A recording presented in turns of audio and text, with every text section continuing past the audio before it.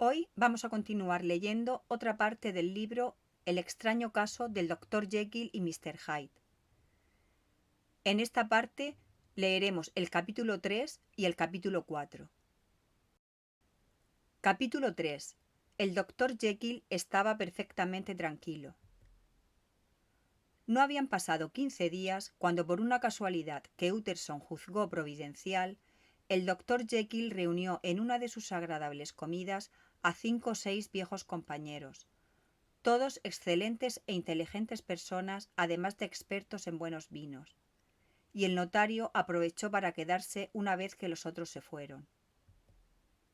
No resultó extraño porque sucedía muy a menudo, ya que la compañía de Utterson era muy estimada donde se le estimaba.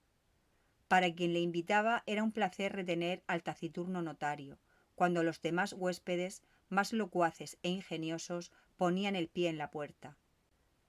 Era agradable quedarse todavía un rato con ese hombre discreto y tranquilo, casi para hacer práctica de soledad y fortalecer el espíritu de su rico silencio, después de la fatigosa tensión de la alegría. Y el Dr. Jekyll no era una excepción a esta regla, y si lo mirábamos sentado con Utterson junto al fuego, un hombre alto y guapo, sobre los 50, de rasgos finos y proporcionados que reflejaban quizás una cierta malicia, pero también una gran inteligencia y bondad de ánimo, se veía con claridad que sentía un afecto cálido y sincero por el notario. «Escucha, Jekyll, hace tiempo que quería hablar contigo», dijo Utterson. «¿Recuerdas aquel testamento tuyo?»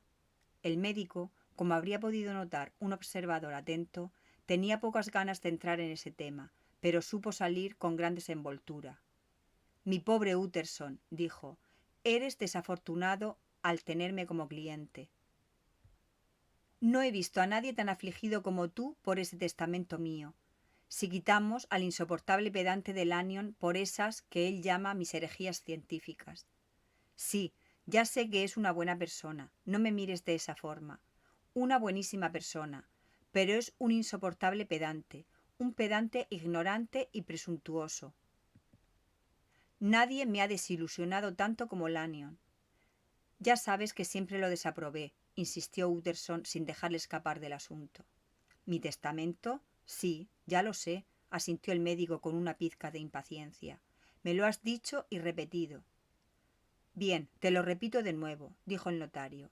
«He sabido algunas cosas sobre tu joven Hyde». El rostro cordial del Dr. Jekyll palideció hasta los labios, y por sus ojos pasó como un rayo oscuro. «No quiero oír más», dijo. «Habíamos decidido, creo, dejar a un lado este asunto». «Las cosas que he oído son abominables», dijo Utterson. «No puedo hacer nada ni cambiar nada. Tú no entiendes mi posición», repuso nervioso el médico. «Me encuentro en una situación penosa, Utterson, y en una posición extraña, muy extraña. Es una de esas cosas que no se arreglan hablando». «Jekyll, tú me conoces y sabes que puedes fiarte de mí», dijo el notario. «Explícate, dime todo en confianza y estoy seguro de poderte sacar de este lío». «Mi querido Utterson», dijo el médico, «esto es verdaderamente amable, extraordinariamente amable de tu parte. No tengo palabras para agradecértelo, y te aseguro que no hay persona en el mundo, ni siquiera yo mismo, de la que me fiaría más que de ti, si tuviera que escoger. Pero, de verdad, las cosas no están como crees, la situación no es tan grave. Para dejar en paz a tu buen corazón, te diré una cosa. Podría liberarme del señor Hyde en cualquier momento que quisiera. Te doy mi palabra. Te lo agradezco infinitamente una vez más, pero, sabiendo que no te lo tomarás a mal, también añado esto. Se trata de un asunto estrictamente privado, por lo que te ruego que no volvamos sobre el mismo». Utterson reflexionó unos instantes, mirando al fuego. «De acuerdo, no dudo que tú tengas razón», dijo por fin levantándose. «Pero, dado que hemos hablado, y espero que por última vez», retomó el médico, «hay un punto que quisiera que tú entendieses. Siento un tremendo afecto por el pobre Hyde. Sé que os habéis visto, me lo ha dicho, y tengo miedo de que no haya sido muy cortés. Pero, repito, siento un tremendo afecto por ese joven, y si yo desapareciese, tú prométeme, Utterson, que lo tolerarás y que tutelarás sus legítimos intereses. No dudo que lo harías, si supieras todo, y tu promesa me quitaría un peso de encima. No puedo garantizarte, dijo el notario, que conseguiré alguna vez hacerlo a gusto. Jekyll le puso la mano en el brazo. No te pido eso, dijo con calor. Te pido solo que tuteles sus derechos, y te pido que lo hagas por mí, cuando yo ya no esté. Utterson no pudo contener un profundo suspiro. Bien, dijo, te lo prometo. Capítulo 4. El homicidio Carew. Casi un año después, en octubre de 1800, todo Londres era un rumor por un delito horrible, no menos execrable por su crueldad que por la personalidad de la víctima. Los particulares que se conocieron fueron pocos, pero atroces. Hacia las 11, una camarera que vivía sola en una casa no muy lejos del río había subido a su habitación para ir a la cama. A esa hora, aunque más tarde una cerrada niebla envolviese la ciudad, el cielo estaba aún despejado y la calle a la que daba la ventana de la muchacha estaba muy iluminada por el plenulio. Hay que suponer que la muchacha tuviese inclinaciones románticas, ya que se sentó en el baúl que tenía arrimado al alféizar y se quedó allí soñando y mirando a la calle. Nunca, como luego repitió entre lágrimas al contar esa experiencia, nunca se había sentido tan en paz con todos ni mejor dispuesta con el mundo.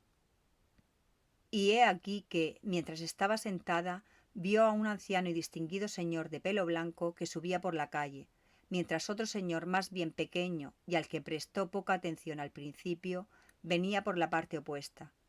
Cuando los dos llegaron al punto de cruzarse, y esto precisamente debajo de la ventana, el anciano se desvió hacia el otro y se acercó, inclinándose con gran cortesía.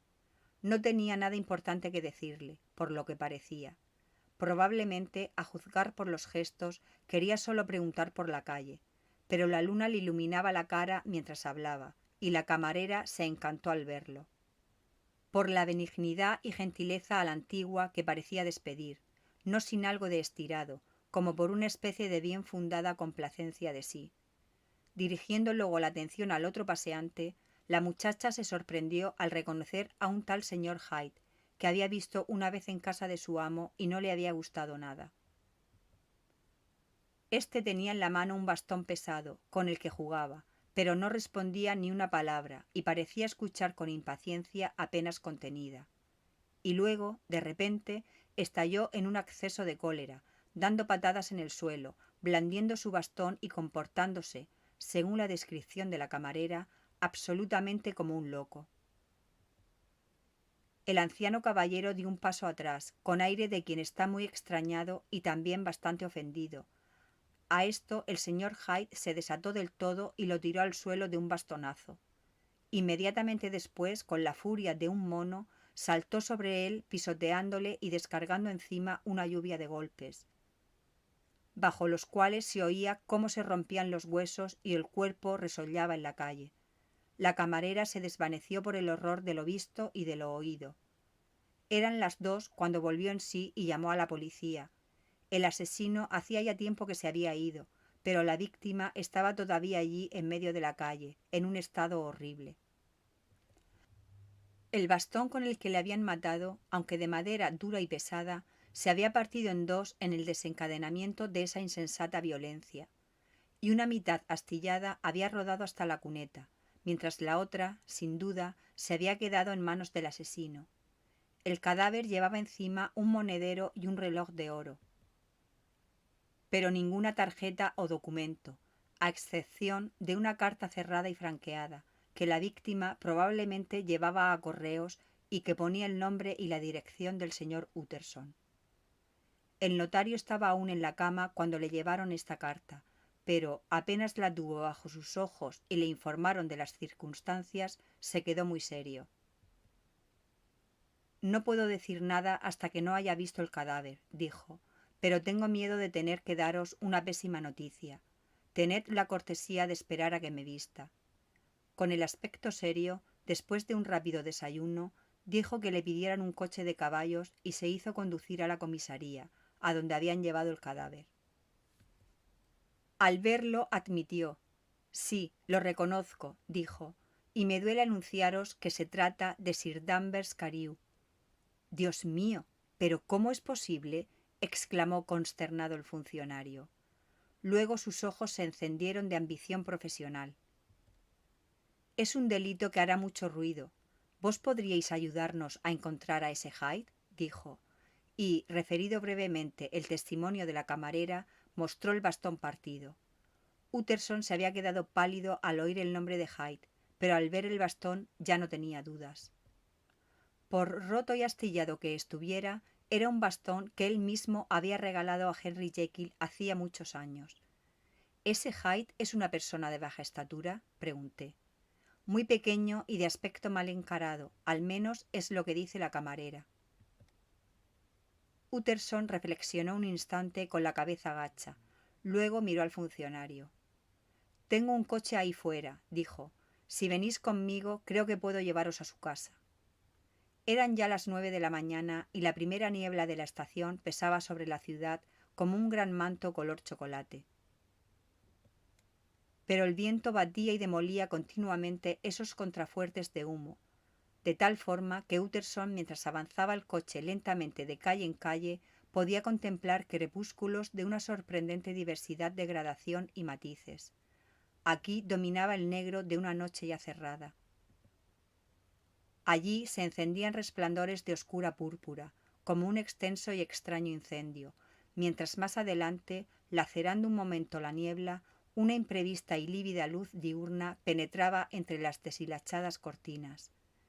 Visto en estos cambiantes escorzos, con sus calles fangosas y sus paseantes desaliñados,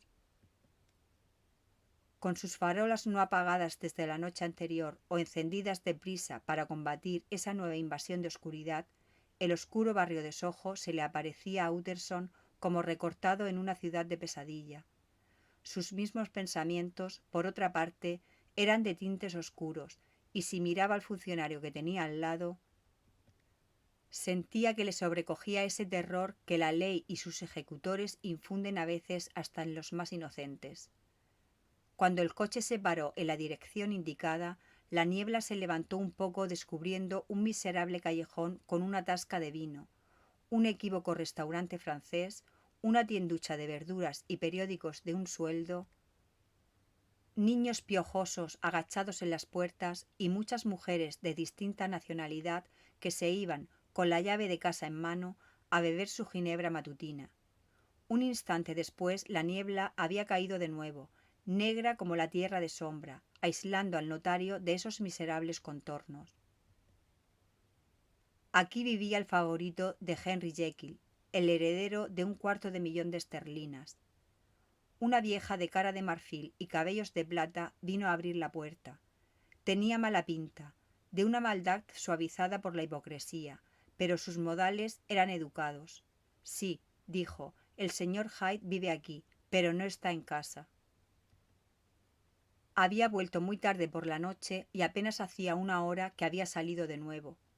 En esto no había nada de extraño, ya que sus costumbres eran muy irregulares y a menudo estaba ausente. Por ejemplo, antes de ayer ella no le había visto desde hacía 2 meses. «Bien, entonces querríamos ver sus habitaciones», dijo el notario, y... Cuando la mujer se puso a protestar que era imposible, cortó por lo sano. «El señor viene conmigo, os lo advierto. Es el inspector Newcomen, de Scotland Yard». Un relámpago de odiosa satisfacción iluminó la cara de la mujer, que dijo: «Ah, metido en líos. ¿Qué ha hecho?». Utterson y el inspector intercambiaron una mirada. «Parece que es un tipo no muy querido», observó el funcionario. «Y ahora, buena mujer, déjenos echar un vistazo». De toda la casa, en la que, aparte de la mujer, no vivía nadie más, Hyde se había reservado solo un par de habitaciones. Pero éstas estaban amuebladas con lujo y buen gusto. En una alacena había vinos de calidad. Los cubiertos eran de plata, los manteles muy finos. Había colgado probablemente, pensó Utterson, un regalo de Henry Jekyll, que era un amante del arte. y las alfombras, muchísimas, eran de colores agradablemente variados. Sin embargo, las 2 habitaciones estaban patas arriba y mostraban que habían sido registradas. En el suelo se amontonaba ropa con los bolsillos al revés. Varios cajones habían quedado abiertos, y en la chimenea, donde parecía que habían quemado muchos papeles, había un montón de ceniza del que el inspector recuperó el canto y las matrices quemadas de un talonario verde de cheques. Detrás de una puerta se encontró la otra mitad del bastón, con complacencia del inspector, que así tuvo en la mano una prueba decisiva, y una visita al banco, donde aún había en la cuenta del asesino unos miles de esterlinas, completó la satisfacción del funcionario. «Ya lo tengo cogido, estad seguro, señor», dijo a Utterson, «pero debe haber perdido la cabeza al haber dejado allí el bastón, y aún más, al haber quemado el talonario de cheques. Sin dinero no puede seguir, así que no nos queda nada más que esperarlo en el banco y enviar mientras tanto su descripción». Pero el optimismo del inspector se revelaría excesivo. A Hyde le conocían pocas personas. El mismo amo de la camarera testigo del delito lo había visto 2 veces en total. Y de su familia no se encontró rastro. Nunca se le había fotografiado. Y los pocos que le habían encontrado dieron descripciones contradictorias, como a menudo sucede en estos casos. En algo estaban todos de acuerdo. El fugitivo dejaba una impresión de monstruosa pero inexplicable deformidad.